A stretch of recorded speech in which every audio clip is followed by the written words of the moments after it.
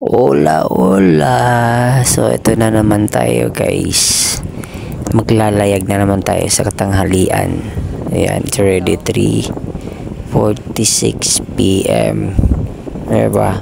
So, ayan, dahil labasan ng mga estudyante, ayan, araw-araw yan, Monday to Friday. Hatid, sundo. Ganyan ang buhay ng driver.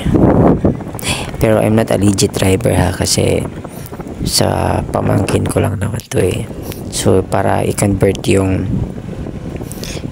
pagkabagot mo sa loob ng bahay, diba? Yun na lang.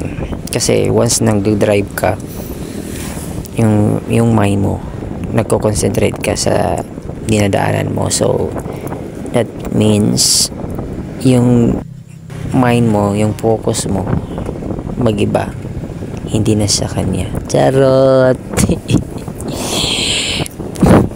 So alam nyo na, huwag mag-focus masyado sa mga jowa nyo, mag-focus naman sa iba. Ayun.